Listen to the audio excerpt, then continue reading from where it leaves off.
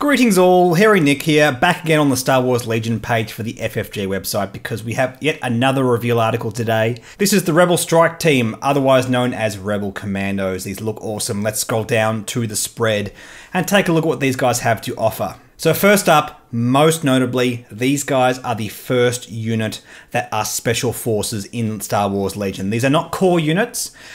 These are not part of the prerequisite 3 minimum core units you can field. You must field at least 3 core units, and these guys do not count towards that total. So bear that in mind when building lists with these guys. The pack has 7 minis, and what makes these extra special is they have 2 different unit cards. Let's just scroll down here so I can show you guys what that means, because what we can do with these, we can field these as a group of 4 or a group of 1. The difference is the group of 1 must take a heavy weapons team unit alongside the captain, in that it is always going to end up being a squad of 2. And this is very interesting because the points cost are a little bit more heavily weighted if you take the smaller squad, but in my mind that makes sense. This is 1 more unit, this is 1 more command token, and that is very relevant. You're paying 1 more point in that if this was a true quarter of the original squad, it would only cost 15, not 16, but I think the value is there. I think that 1 extra point does make this a bit more balanced. Now, the idea of being able to have this smaller squad is, yes, you have snipers, you have demolitions expert. These guys are meant to be saboteurs. They're meant to have a very powerful impact on the board state. These are commandos. These are special tactical units. Let's scroll up back to the spread and take a look at what the card has to offer. Again, unfortunately, we don't have high-res images of these unit cards. I really wish FFG would just put them in these articles. But for the time being, let's tilt our head sideways and squint at this. The Rebel Commandos can take a heavy team. We have a copy of this new type of upgrade. I mentioned in the previous video, this is like sort of Corellian war stripes. I think this is going to be an upgrade tailored to commando units. That's what I think is going on here. We have our comms, we have our tech, and we have our grenades. The keywords on this card is low profile. When defending, if you have light cover, you gain a cover of 1, in that whenever you have light cover, you have heavy cover. Scout 2, after you deploy, you may perform a speed 2 maneuver, which is awesome. We've only seen the scout keyword once before in a deployment card, which is coming in one of the terrain packs, and that only offers scout 1. So scout 2, I think, is going to be very potent.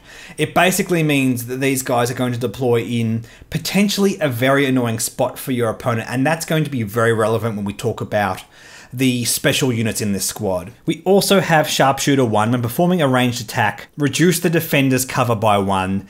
Very potent. We also saw this ability on Han Solo. And I get the impression these guys are meant to be sort of the trooper unit version of Han Solo. These guys seem to act alongside each other really well. At least that's the impression I get. And I think what FFG are trying to do here is they're meant to give us commanders and units that sort of work well together. We've seen this already in the game in Darth Vader and the Snow Troopers. I mean, iconically, there's that scene in Echo Base where it's being stormed by the Snow Troopers and Darth Vader. And I think this is meant to represent what happened in Return of the Jedi when Han Solo and these commandos destroyed the shield generator, defending the Death Star. That's a big moment in the Star Wars cinematic universe, and I think that's what FFG are trying to recreate here. Apart from that, these guys have 1 health like any other troopers. They have a constitution of 2, which is slightly better than the regular Rebel troopers. Defend with white dice. They both have a regular surge on offense, on defense. That feels pretty good. They move at speed 2. They have a melee attack with 1 black dice and a blaster attack at range 1 to 3 with a black dice as well. This is the same ranged attack as the Rebel Troopers have. Let's move on to the spread of upgrades here. And just before we move on, I want to voice a slight concern I have here, because what we have here is a new comms card.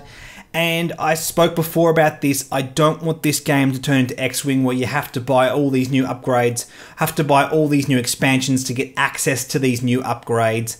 I'm a bit concerned seeing this.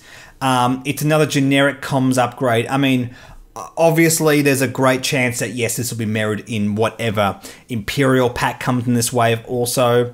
But this is something that you could say take on your ATRT, and you need to buy this pack separately, and hopefully this upgrade is not going to be crucial in the ATRT, and these guys are not going to be crucial themselves. That's going to suck. We don't want to see this kind of thing happen in this game because it has a much higher price point than X-Wing, and that's just a concern I want to voice here before we move on. I hope Fingers crossed that this is not going to be a regular thing in this game. Apart from that, we have a proton charge saboteur.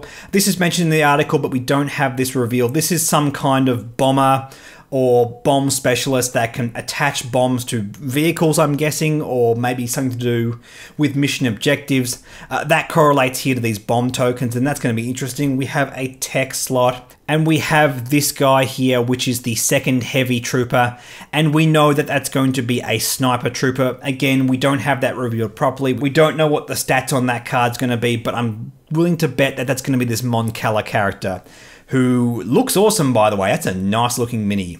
We also have this here, Duck and Cover, which was also included in the Han Solo pack. When defending against a ranged attack, during the applied dodge and cover step, you may gain 1 suppression token. And this is very interesting because this is a 0 cost card. And in the bat rep we did the other day with Scott, I think there's a great chance we missed this because this is a weird sort of side effect of suppression.